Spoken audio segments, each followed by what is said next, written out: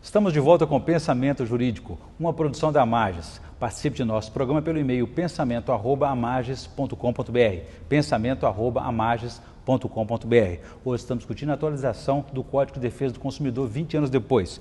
O nosso entrevistado é o juiz Fábio Torres de Souza, que é titular da Vara da Fazenda Pública e Autarquias da Comarca de Ipatinga. Doutor Fábio, então falamos no bloco anterior sobre a questão de direito de arrependimento. Existe isso no comércio eletrônico? Sim, existe no comércio eletrônico e no projeto também é tratado dessa forma. O Brasil adotou e já adota no Código de Defesa do Consumidor o prazo de 7 dias para se fazer o arrependimento. E no projeto do comércio eletrônico, que passa a inserir no Código como uma seção específica, nós temos também a manutenção do prazo de 7 dias.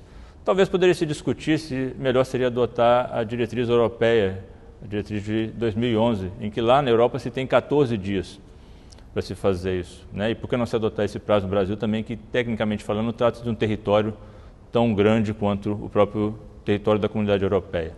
Me parece que os 7 dias é uma opção boa para o brasileiro, já faz parte da cultura jurídica do brasileiro como um todo, ainda daquele brasileiro que não é bacharel em direito, que não estuda direito, mas que convive ao longo desses anos todos com esse prazo de arrependimento, que é um prazo que já tem sido adotado pelos tribunais também para o comércio eletrônico. Sim, mas a dificuldade que eu vejo não é de prazo, seria de identificação desse fornecedor, no caso. Sim, mas por isso que o projeto trata isso de uma forma atual. O fornecedor ele tem que se identificar para que você possa saber informá-lo que não tem interesse no produto e que você vai se arrepender e devolver aquele produto. Mesmo que ele esteja no exterior, por exemplo. Mesmo que ele esteja no exterior. É importante sempre destacar que universalmente tem se tratado, e recentemente a Corte Europeia de Justiça tomou uma decisão, ao meu ver, que embora seja europeia, mas que baliza bem o tratamento que se tem do consumidor, que hoje em dia o consumidor é quase tratado de forma universal, quase que uniformemente, até porque as relações de comércio que envolvem o globo hoje em dia são muito dinamizadas pela própria internet.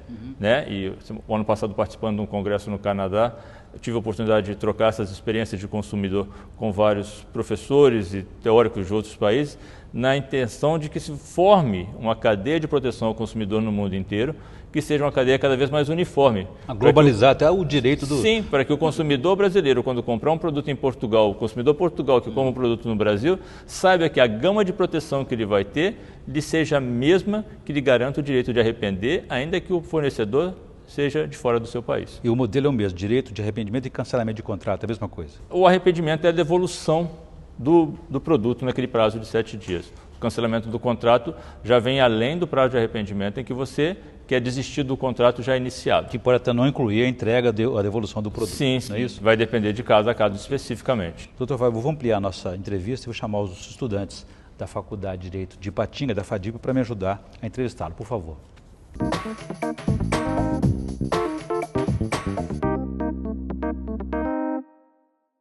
O direito de arrependimento, utilizado nos contratos à distância, quando a compra é feita fora dos estabelecimentos comerciais, é um instituto pouco conhecido e, por isso, pouco utilizado pelos consumidores. O que fazer para dar maior aplicabilidade a esse instituto? A pergunta é muito eficaz, até porque, na maioria das vezes, o consumidor compra e não sabe os instrumentos que pode utilizar para arrepender-se daquela compra que foi feita. O Código, embora tenha mais de 20 anos, ele ainda não possui o pleno conhecimento de todo cidadão. Tem-se feito um trabalho de educação do consumo. Recentemente eu tive uma experiência aqui em Ipatinga mesmo, de um supermercado, que criou um instrumento de trazer as escolas para dentro do estabelecimento para ensinar as crianças um pouco mais do dia a dia do consumidor e parte um pouco da educação. É importante que o consumidor tenha sempre a consciência de que, se lhe surge alguma dúvida de como fazer, procure os organismos de defesa de proteção ao consumidor. Os PROCONs, que estão instituídos em várias cidades de Minas Gerais, procure o Ministério Público, procure aqueles órgãos que possam estar ao lado do consumidor, mesmo via internet, como o IDEC, o Brasilcom e outros institutos em que, havendo a dúvida, ele possa recorrer para buscar a solução. O instituto é pouco conhecido, muitas vezes o consumidor não sabe como agir, mas ele tem que ter a consciência de que o Instituto existe e os meios e a forma de proteção do consumidor lhe é garantida pelo Código de Defesa. Dentre as alterações do Código de Defesa do Consumidor, está prevista a possibilidade da criação de um procedimento de conciliação nos casos de superendividamento. Esse procedimento seria administrativo ou judicial? E em caso de ser administrativo, como ele se daria?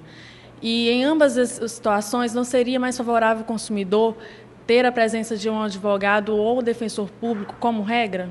Esse instituto de conciliação previsto no superendividamento que o projeto que tramita no Congresso traz, é importante a gente lembrar que ele vem de uma experiência criada pelo Tribunal de Justiça do Rio Grande do Sul, o projeto Clarissa Karen, que está disponível no site do Tribunal de Justiça do Rio Grande do Sul, que depois foi encampado pelo Tribunal de Justiça do Paraná e já é de conhecimento do Tribunal de Minas Gerais também, ao qual eu tive a oportunidade de encaminhar o ano passado, para que se crie mecanismo de conciliação. A experiência que se tem hoje no Rio Grande do Sul é uma experiência extremamente salutar e saudável, foi do projeto Clarissa e Clare que se chegou a essa estrutura legal que está no projeto hoje, em que o consumidor de boa fé, superendividado, comparece ao judiciário, apresenta a sua situação de superendividamento e a partir daí se faz uma conciliação entre o consumidor e o credor. É lógico que a participação do advogado do defensor público poderá ser solicitada pelo consumidor, se necessário for, o juiz poderá demandar e pedir essa presença. Mas a não obrigatoriedade faz com que o consumidor não se exponha, às vezes, à situação constrangedora de que terceiros saibam da situação dele, né, e possa facilitar o diálogo direto entre o consumidor superendividado de boa-fé e o próprio credor. Atendendo o posicionamento da STJ sobre o assunto, como poderá o judiciário atuar, ainda que de ofício, nos contratos bancários que contêm a expressão taxa zero ou semelhantes? Vitor, essa é uma questão extremamente interessante, porque o projeto novo do superendividamento trata de forma expressa a proibição de colocação, de vinculação de anúncio com essa taxa zero. É importante se lembrar que muitas vezes essa taxa vem maquiando outras taxas ou subtaxas que são inseridas e que fazem com que o consumidor, atraído por aquela ideia de taxa zero, venha adquirir um produto em que, na realidade, isso não existe. A ideia que se tem é de que o consumidor possa ser cada vez mais informado disso, que ele possa ter consciência. E para ter essa consciência foi que o projeto proibiu essa vinculação de propaganda. Da mesma forma que a jurisprudência já vem reiteradamente proibindo e limitando e restringindo essa propaganda tida como, de certa forma, enganosa. Muito bem. Agradecer então a participação dos estudantes da Faculdade de Direito de Ipatinga, a FADIPA. Doutor Fábio, gostaria que o senhor relacionasse, depois a gente entra nessa questão do superendividamento aí, já citado pelo estudante também, gostaria que o senhor relacionasse agora as práticas abusivas e as penalidades que estão sendo discutidas para essas práticas. No que tange ao comércio eletrônico, as práticas abusivas que o projeto vem limitar são exatamente aquelas ofertas via internet, né, via meio eletrônico, que são extremamente chamativas ao consumidor, mas que não reproduzem a realidade daquela oferta.